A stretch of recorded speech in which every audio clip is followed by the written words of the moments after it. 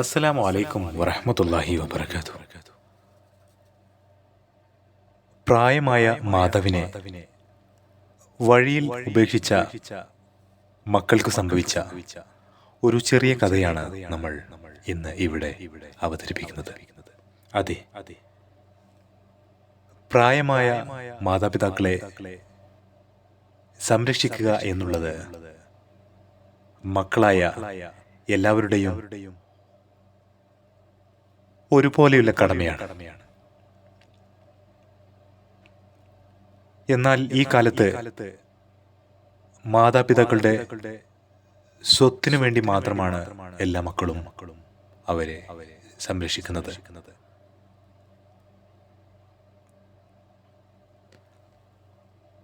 അതുപോലെയുള്ള ഒരു കഥയാണ് നമ്മൾ ഇന്ന് ഇവിടെ അവതരിപ്പിക്കുന്നത്. അതെ, നമ്മുടെ കഥയിലെ നായിക നായകന്മാരെ നിങ്ങൾക്ക് വേണ്ടി ഇവിടെ അവതരിപ്പിക്കുന്നു. നമ്മുടെ കഥയിലെ പ്രധാന കഥാപാത്രം സൈനബ ഉമ്മ. സൈനബ ഉമ്മ മാത്രമല്ല, ഒരു ഉമ്മാമ കൂടിയാണ്. സൈനബക്ക് 3 മക്കളാണ് ഉണ്ടായിരുന്നത്. ഷംന, ഷാനവാസ്, ഷഫ്ന എന്നീ 3 മക്കൾ. ഷംനയുടെയും ഷാനവാസിന്റെയും ഷഫ്നയുടെയും 3 പേരുടെയും കല്യാണം അതിഗംഭീരമായി നടന്നു. സൈനബയുടെ ഭർത്താവ് മൂസ 4-5 വർഷങ്ങൾക്ക് മുമ്പ് ഈ ലോകത്തോട് വിട പറഞ്ഞു. അങ്ങനെ സൈനബ മക്കളോട് കൂടെ അങ്ങനെ ജീവിക്കുകയാണ്. അങ്ങനെ ജീവിക്കുന്ന സമയത്താണ് മക്കളായ 3 പേർ ഒരു കാര്യം അങ്ങോട്ടും ഇങ്ങോട്ടും ആവശ്യമില്ലാതെ വെറുതെ പരസ്പരം അങ്ങനെ പറഞ്ഞുകൊണ്ടിരിക്കുകയാണ്. നമ്മൾ ഈ ഇരുന്നാ മതിയോ? അല്ല, നമുക്ക് ഈ വീട് ഒന്ന് വിറ്റിട്ട് നമ്മളങ്ങനെ കാലാകാലം വച്ചിരുന്നിട്ട് കാര്യമുണ്ടോ? സൈനബയുടെ വീട് വളരെ വലിയ എല്ലാ സൗകര്യങ്ങളോടും കൂടിയുള്ള വീട് ആയിരുന്നു. ആ കണ്ണഞ്ചിപ്പിക്കുന്ന സ്ഥലം ഒരുപാട് പേർ വാങ്ങാൻ ആഗ്രഹിച്ചു.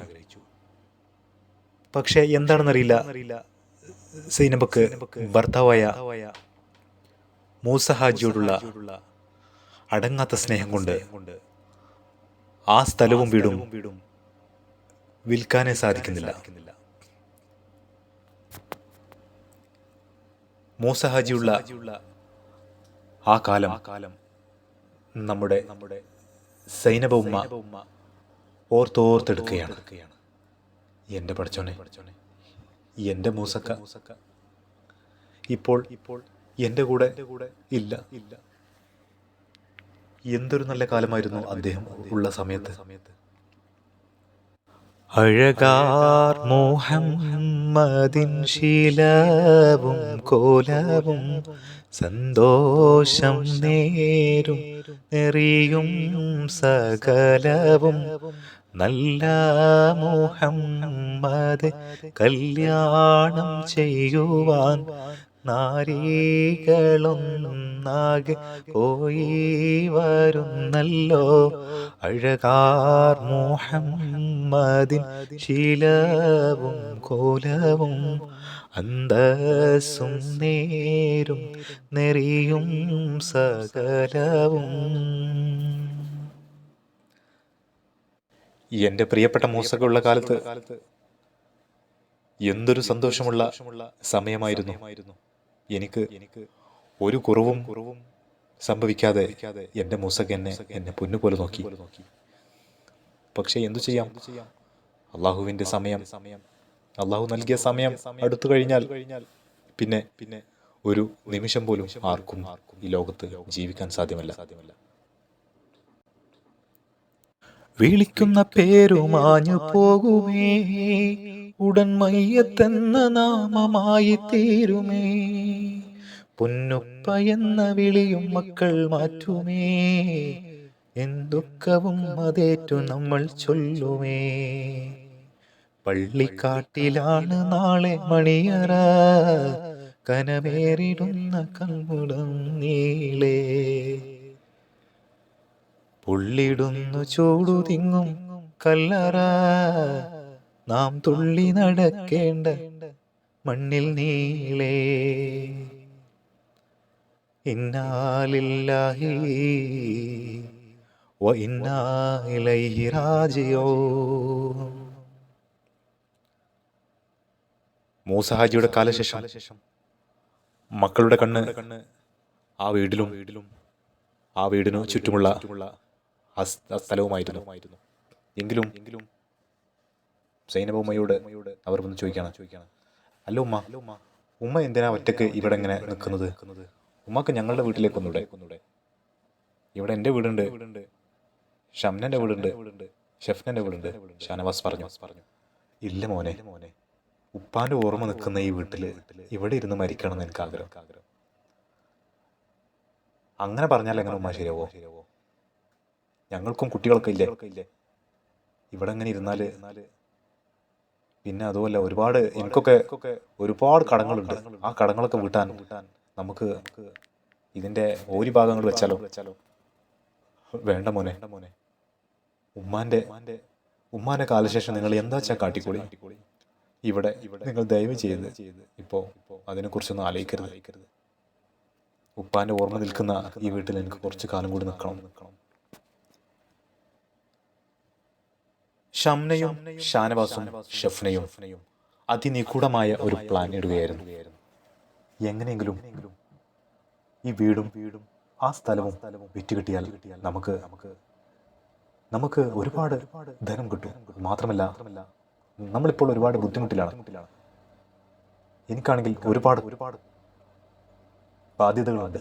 ആ ബാധ്യതകളൊക്കെ എല്ലാം തീർക്കാൻ വേണ്ടി ഈ വീടും ഈ സ്ഥലം വിറ്റാൽ അതൊക്കെ വീടും.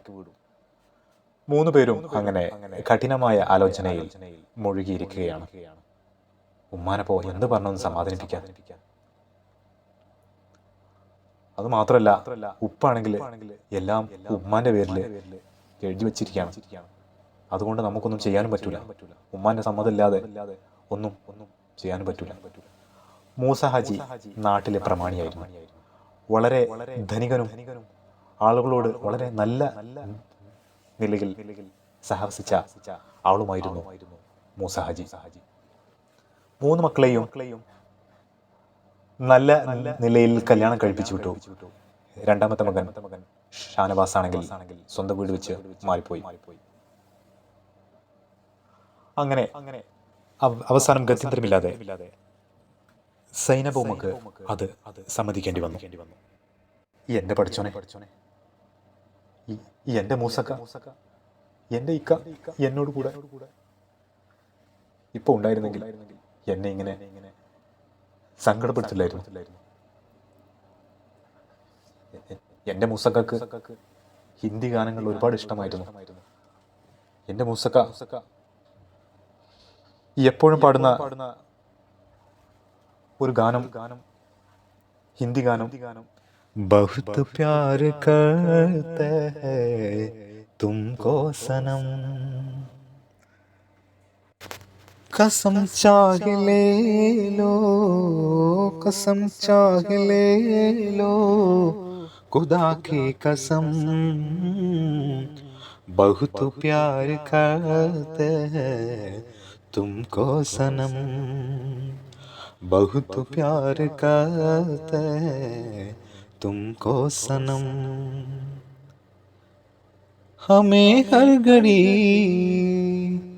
आंसू है तुम्हारी, होती है कैसी सनम बेकरारी, मिलेंगे जो तुम तो मिलेंगे जो तुमको तो हमारे सनम,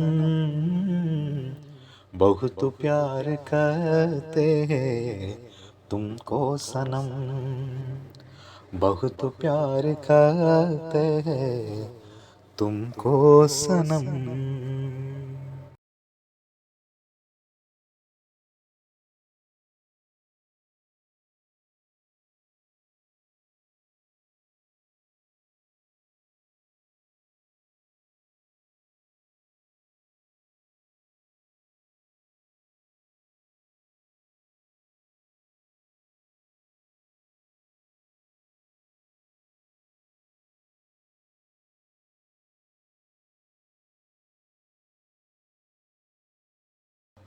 മൂസക്കയെ അങ്ങനെ മനസ്സിലോർത്തുകൊണ്ട് സൈനബ വിഷമത്തോടെ ഇരിക്കുകയാണ്. അപ്പോഴാണ് മൂന്ന് മക്കളും ഓടി വരുന്നത്. അല്ല ഉമ്മ, ഉമ്മ ഇത് എന്തിനുള്ള പുറപ്പാടാ? ഉമ്മ ഈ വീടും ഈ സ്ഥലവും ഇങ്ങനെ കെട്ടിപ്പിടിച്ചിരിക്കണ്ടല്ലോ,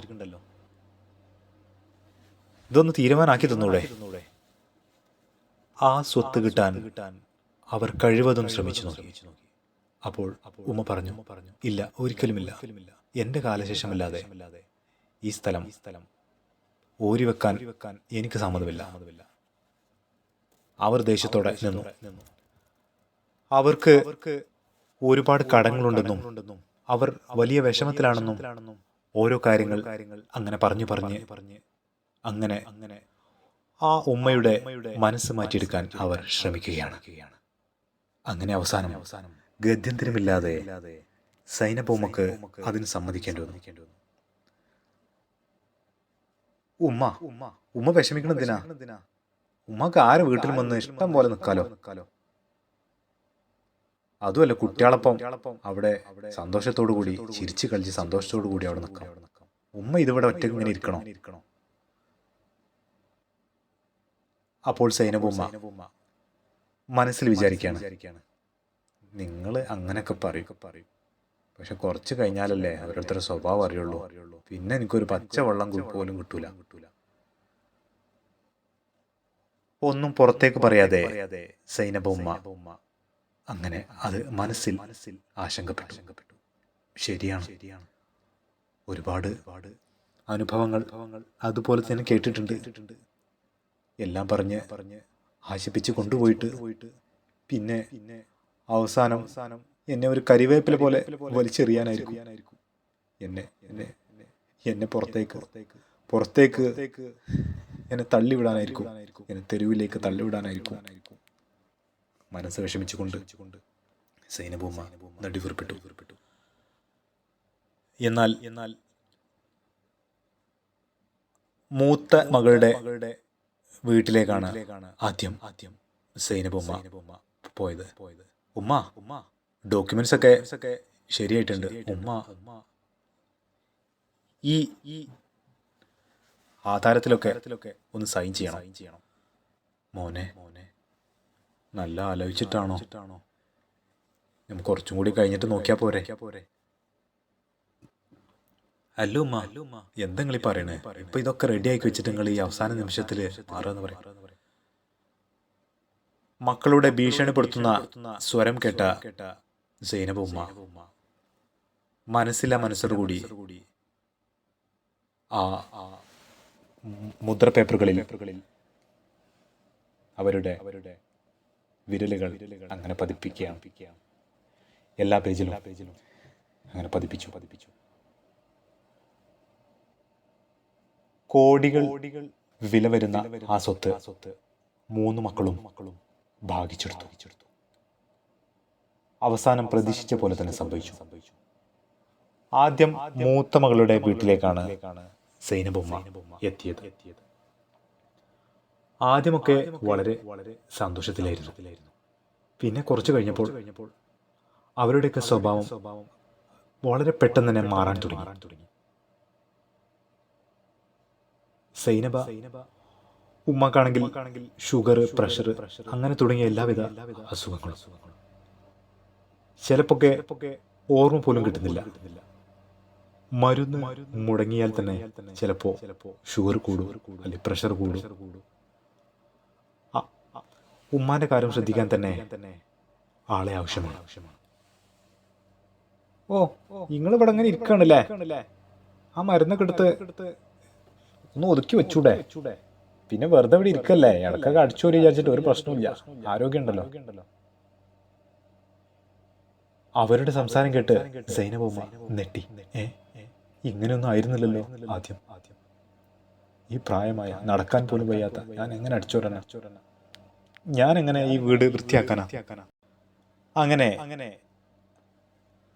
അവരുടെ ഇഷ്ടപ്പെടാത്ത സംസാരം കേട്ട് സൈനബ ഉമ്മ നേരെ ബേഗുമായി രണ്ടാമത്തെ മകൻ ഷാനുവിന്റെ വീട്ടിലേക്ക് വെച്ച് പോവുകയാണ്. ആ മനസ്സ് വല്ലാതെ വിഷമിച്ചു. ഉമ്മാനെയാരും കരയിക്കരുതേ, ഉള്ളറിയും നോവിൽ വേദനിക്കുന്നേ. ഹൽ ഉമ്മത്തു തഹ്ത ഹൽ ജന്നത്തു തഹ്തൽ അഖ്ദാമിൽ ഉമ്മാതി. ഉമ്മത്തിനുണ്ടാവണം നബി വചനം, നബി വചനം. എങ്ങു നിന്നു പറന്നു വന്നു ആറ്റക്കിളിയേ നീ, എന്തിനെൻ്റെ അരികിൽ വന്നു കൊഞ്ചും കിളിയേ നീ. എന്നോടൊത്ത് കൂടുകില്ലേ സ്നേഹക്കിളിയേ നീ, എന്നെ വിട്ടു പോയിടല്ലേ കുഞ്ഞിക്കിളിയേ നീ.